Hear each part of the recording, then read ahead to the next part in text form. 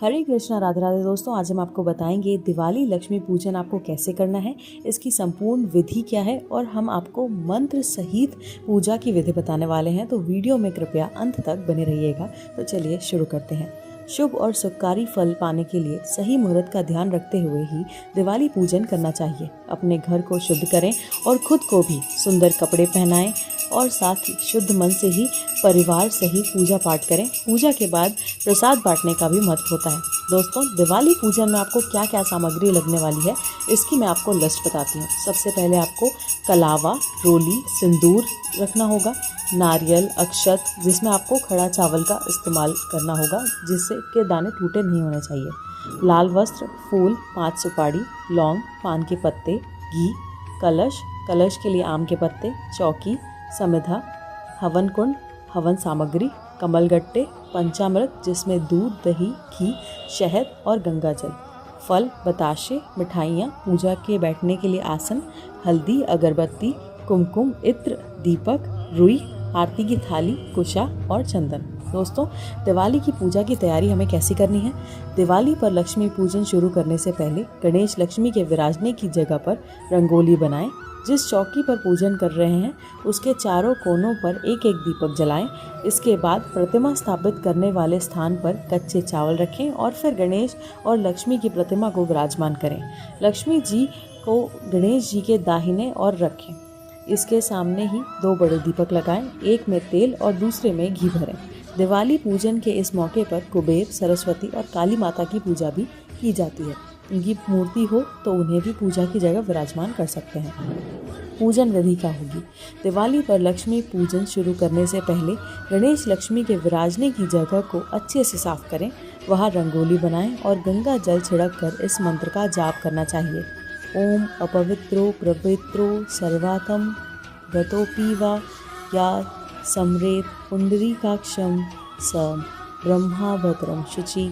लकड़ी की चौकी पर लाल कपड़ा बिछाकर लक्ष्मी का ध्यान करें और मूर्तियों को चौकी पर आदर और श्रद्धा भाव के साथ बैठाएं। अब आचमन करना होगा।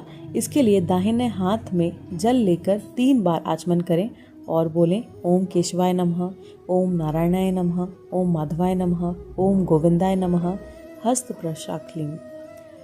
ऊपर बताए गए मंत्र पढ़ने के बाद आपको हाथ धो लेना है। इसके बाद ही दीप प्रज्वलित करना है और दीप जलाते समय बोलें दीप ज्योति महादेवी शुभम भवतु में सदा। फिर माँ लक्ष्मी का आवाहन करें। इसके बाद आवाहन की मुद्रा में बैठकर कहें, हे महादेवी लक्ष्मी, मैं आपका आवाहन करता हूँ, आप मेरा आवाहन स्वीकार करें और पधारें। 5 फूल हाथ में लेकर अर्पित करें और माँ से श्री लक्ष्मी देवे पंचम पुष्पाणि समर्पयामि कहते हुए आसन ग्रहण करने का निवेदन करें। इसके बाद माँ लक्ष्मी को यह कहकर स्वागत करें, श्री लक्ष्मी देवी स्वागतम।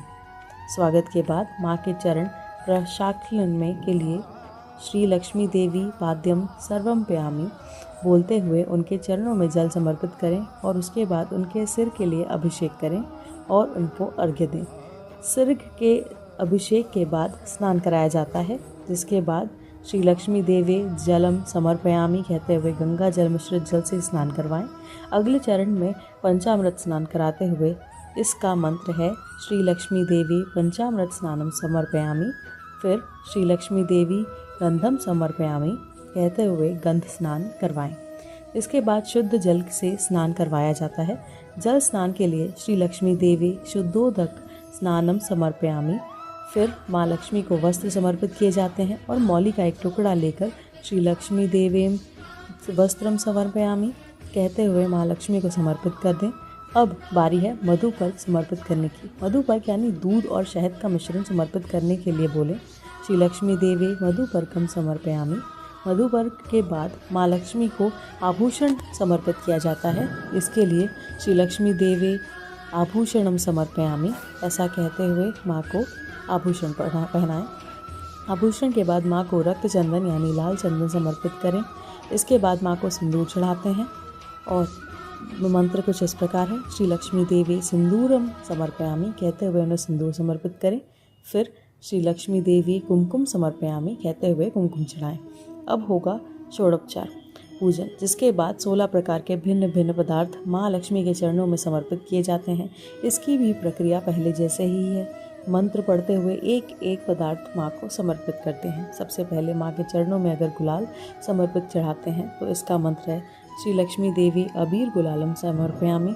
सुगंधित द्रव्य कहते हुए श्री लक्ष्मी देवी सुगंधित तेलम समर्पयामि।